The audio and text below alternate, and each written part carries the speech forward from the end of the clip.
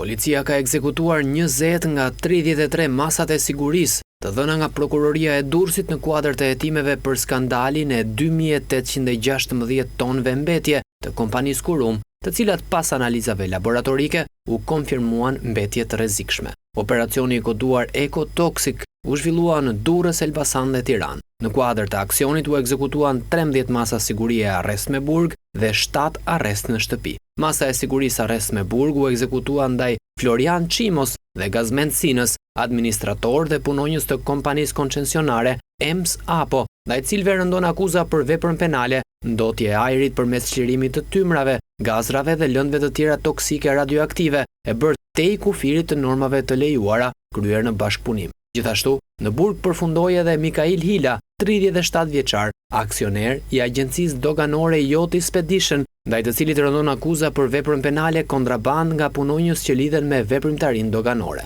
Masa arrest me burg u ekzekutua edhe ndaj Julian Kapedanit, Indrit Likajt, Helidon Lilës, Edmond Vodës dhe Shkëlqim Jakupit, të pestë punonjës të degës së doganës së Durrësit, akuzuar për veprën penale kontrabanda nga punonjës që lidhen me veprimtarinë doganore kryer në bashkëpunim. Është arrestuar edhe Rami Bunga, specialist pranë zyrës së mjedisit në Kurum, akuzuar për veprat penale, kontraband me mallra të ndaluara ose të kufizuara dhe ndotja e ajrit përmes çlirimit të tymrave, gazrave dhe lëndëve të tjera toksike. Në burg përfundoi edhe Shaban Hyseni, drejtori i departamentit të shitjeve në Kurum, akuzuar për vepra dubël. Në burg përfundoi edhe Shaban Hyseni, drejtori i departamentit të shitjeve në Kurum, akuzuar për veprën penale të kontrabandës dhe falsifikimit të dokumenteve, më shumë se një herë kryer në bashkëpunim. Masa e sigurisë arrest me burg u ekzekutua gjithashtu ndaj Nazif Bajramit dhe Andon Priftit, pronari dhe administratori i kompanisë Bajrami N, akuzuar për veprën penale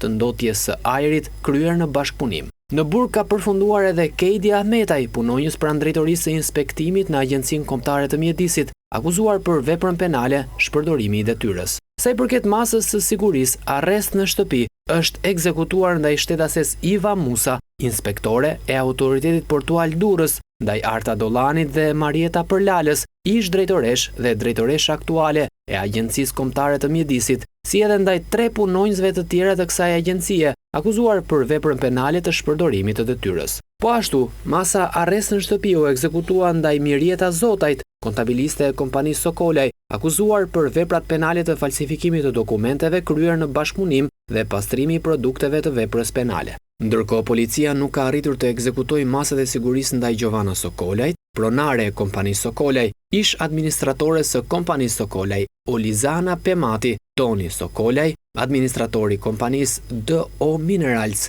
administratorët e kompanisë Kurum International, shtetasit Turqer Daldemir dhe Yusuf Sezai Kurum, Barime Koroçit, aksionere e kompanisë Alliance Resource, si edhe Ingo Hese, administratori i kompanisë EMS Apo. Këta shtetas janë shpallur në kërkim, së bashku me 6 shtetas të tjerë, punonjës të Kurum International apo kompanive të tjera private. Sipas prokurorisë, dyshimet lidhen me mënyrën e klasifikimit të mbetjeve, lejet e transportit dhe trajtimit, si edhe me dokumentet shoqëruese, që dyshohet se janë manipuluar për të shmangur etiketimin e mbetjeve si të rrezikshme, duke mundësuar eksportin e tyre jashtë territorit shqiptar. Prokuroria identifikoi kompaninë Sokolaj me qendër në Durrës si eksportuese dhe kompaninë turke Kurum International si burimin e mbetjeve.